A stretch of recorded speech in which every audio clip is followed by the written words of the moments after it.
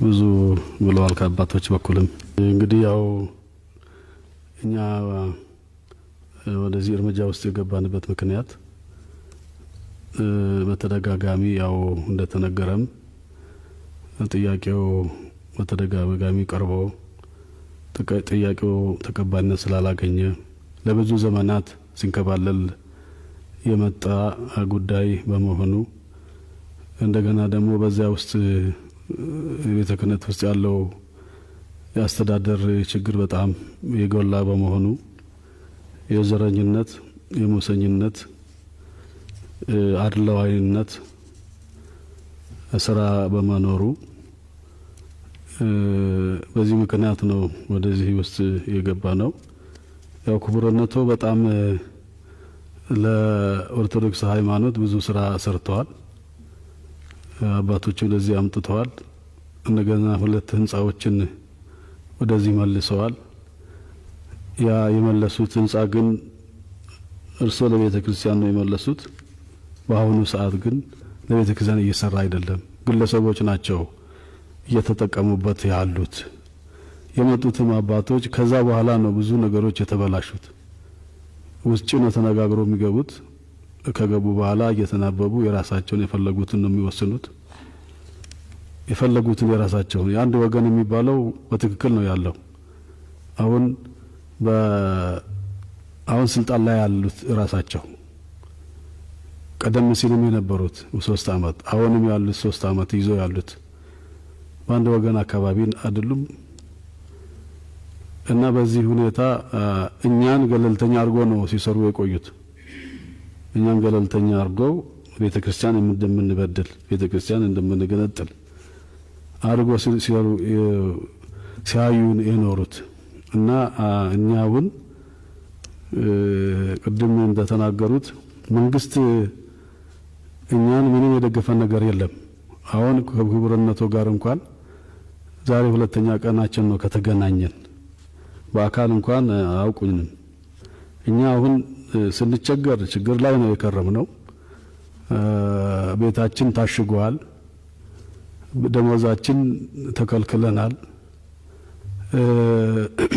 የሚጠብቁን ምግብ የሚያበሉን የሉም። ምግብ እንኳን የሚያበሉን የቀደሙ ልጆቻችን ነፍስ ልጆቻችን ናቸው። ቀደም የነበሩ ልጆቻችን ናቸው ከኛ ጋራ እየጠበቁን ያሉት እንጂ እኛ እንደውም በመንግስት ላይ ቅሬታ አለን። ይሄን ያህል ሲሆን ምን ሆናችሁ እንኳን አላለንም። ምንድነው ብሎ የጠየቀንም የለም። አሁን ስንገባም ስንወጣም በችግር ላይ ነው ያለነው።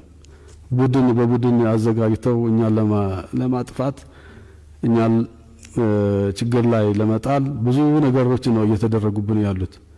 ቡድኖች አሉ ተቀናጅተው እኛ ለማሳደድ እኛም ችግር ላይ ለመጣል ብዙ ፈተናዎች ናቸው እየደረሱብን ያሉት። እንኳን መንግስት ሊያግዘን አሁን ስንጠይቅ ኦሮሚያ ክልል ስንጠይቅ ከላይ ፌዴራሉ መመሪያ አልሰጠንም ነው የሚሉት።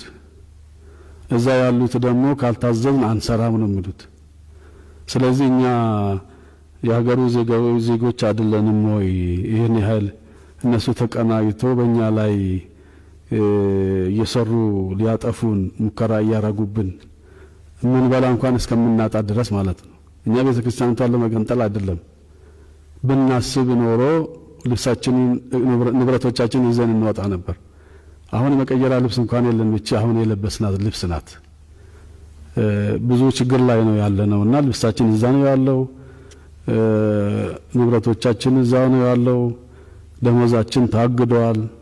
የምንበላ የምንጠጣ የለንም። የሚጠብቀን የለም።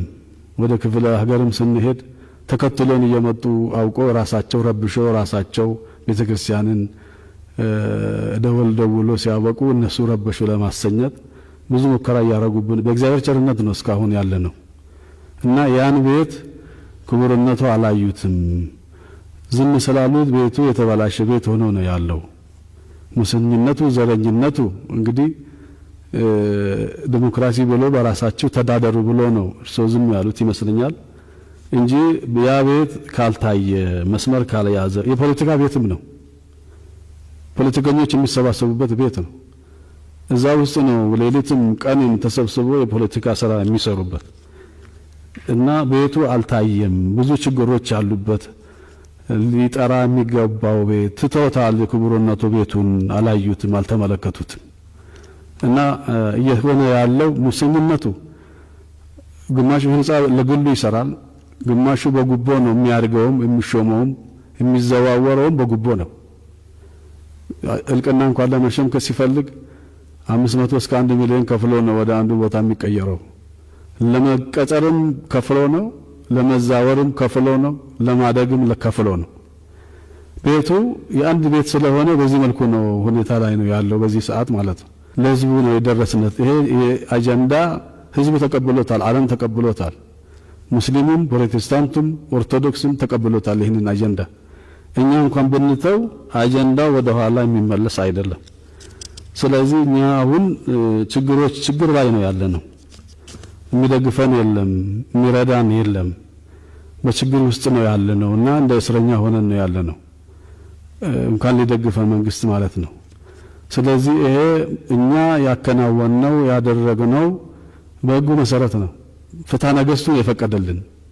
እነሱ ያወገዙት እኛን ሳይሆን ፍትሐ ነገሥቱን ነው ያወገዙት። ይሄንን የፈቀደልን ፍትሐ ነገሥቱ ነው። ሶስት